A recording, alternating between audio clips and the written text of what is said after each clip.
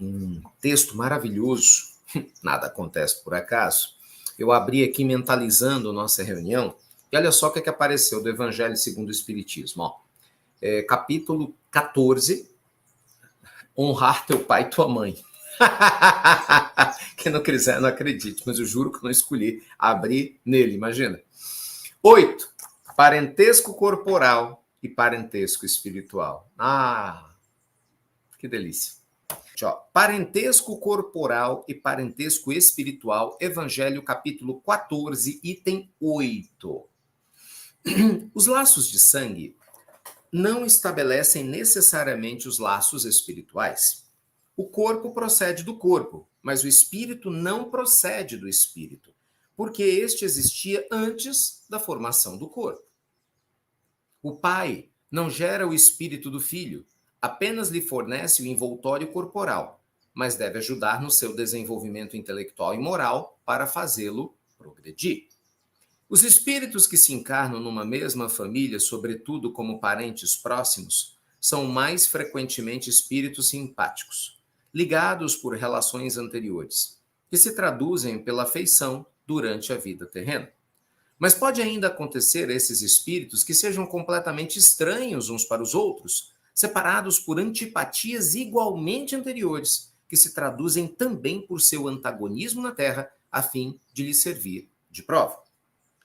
Os verdadeiros laços de família não são, portanto, os da consanguinidade, mas os da simpatia, da comunhão de pensamentos que unem espíritos antes e após a encarnação. Presta atenção nisso aqui, tá? Presta atenção que isso aqui tem tudo a ver com o estudo que nós fizemos ontem. Tudo com aquela fala do irmão. Está até aqui, ó, o livrinho que eu usei ontem do irmão José, capítulo 28, Suor e Tempo. Tudo a ver. Tudo a ver. Quem participou do tratamento à distância ontem. Olha só a conexão. Deixa eu pegar aqui, acabei me perdendo aqui. Aqui, isso mesmo. Ó. Os verdadeiros laços de família não são, portanto, os da consanguinidade, mas da simpatia, da comunhão de pensamentos. De onde se segue que dois seres nascidos de pais diferentes podem ser mais irmãos do espírito do que se fossem pelo sangue. Podem, pois, atrair-se, procurar-se, tornar-se amigos, enquanto dois irmãos consanguíneos podem se repelir, como vemos, infelizmente, né, todos os dias. Problema moral, vê só o espiritismo que poderia resolver pela pluralidade das existências. Uau! Então, como nós combinamos, vamos conversar um pouquinho aqui, aí na sequência eu abro o espaço para responder as perguntas de vocês, os comentários, e a gente aprender junto, tá bom? Gente, o que acontece? O parentesco corporal, ele chama muita atenção da gente, é lógico. Meu pai, minha mãe, né, assim, meus irmãos, meus primos, os laços consanguíneos, quem é sangue do meu sangue. Mas assim, com todo respeito, é uma tolice gigantesca quem entende um pouquinho da vida espiritual se apegar a essas questões.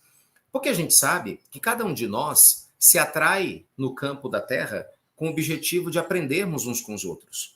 E que o verdadeiro amor, ele desconhece necessariamente a matéria. O que isso quer dizer?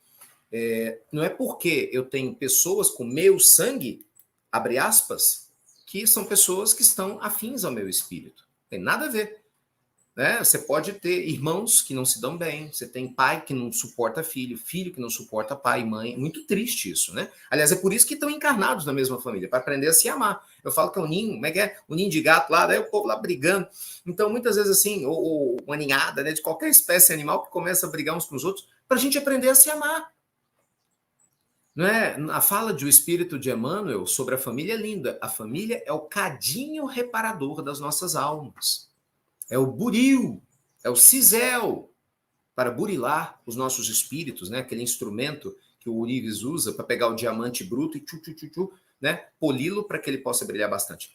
Então, não raro, na nossa família, nós vamos atrair pessoas pela lei divina, pela encarnação, que nós não temos tanta afinidade.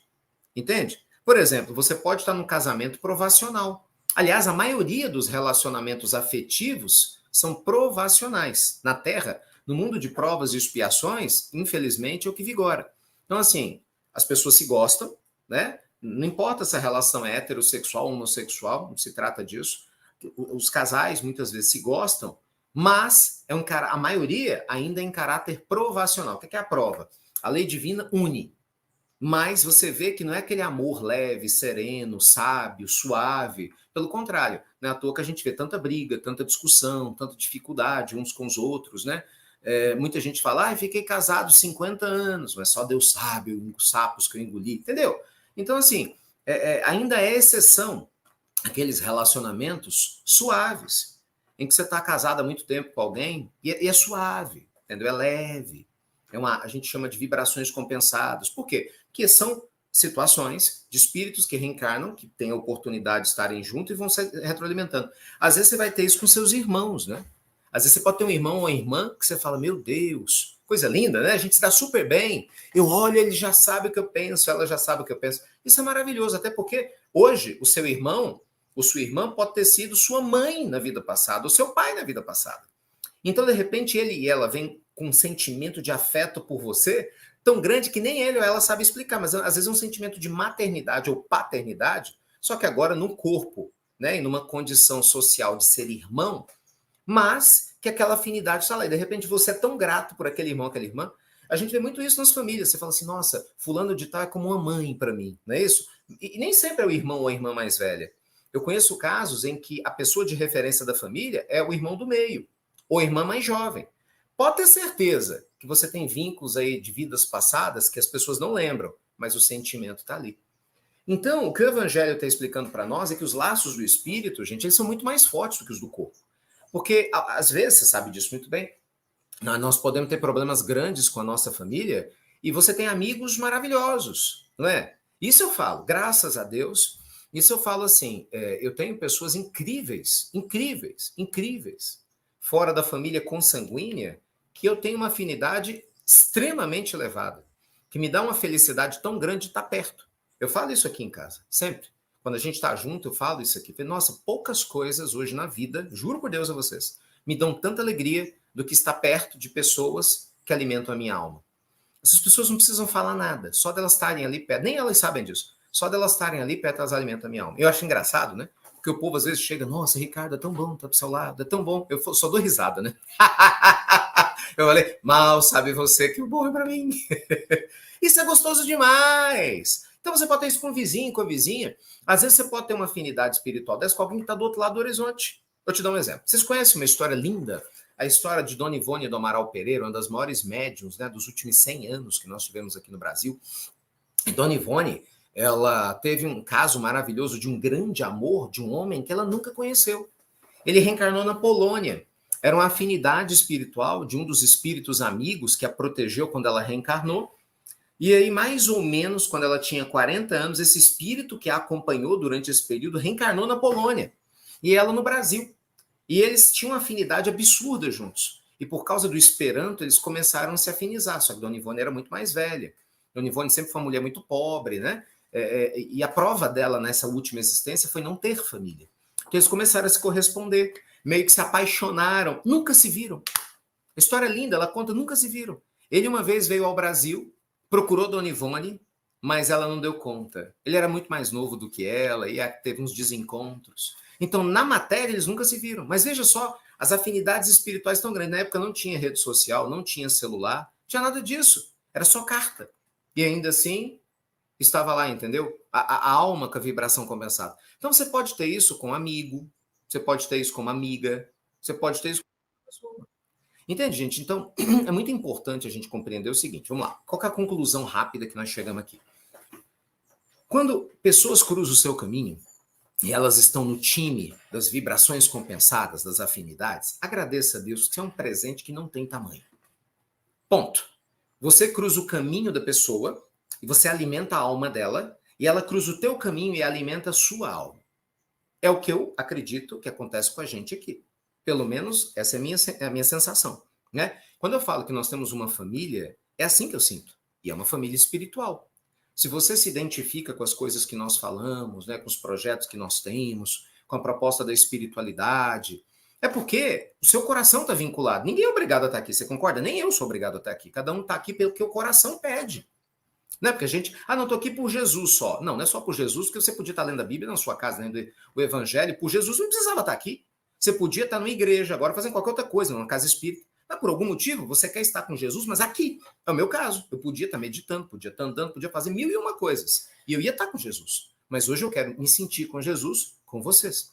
Então, por que isso acontece? Isso é afinidade. Você entende como isso é precioso? Cada um aqui está num país diferente, ou estado diferente, ou cidade diferente, ou pelo menos a maioria em endereços diferentes. Mas olha só, a gente se comunica, a gente confraterniza, a gente vibra uns pelos outros, não é? Isso é um presente gigantesco. E esse processo se dá em meio à transição planetária para que a gente possa fortalecer os laços de amor verdadeiro.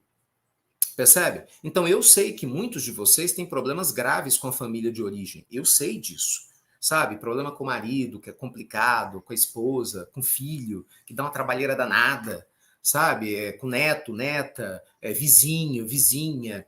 E de repente você vem se alimentar aqui, né?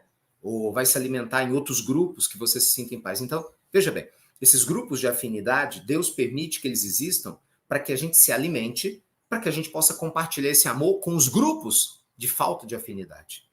Então, aqui eu me alimento com você, para que eu possa compartilhar esse amor com algum desafeto ou com alguém que eu não tenha tanta afinidade na minha família ou do lado de fora.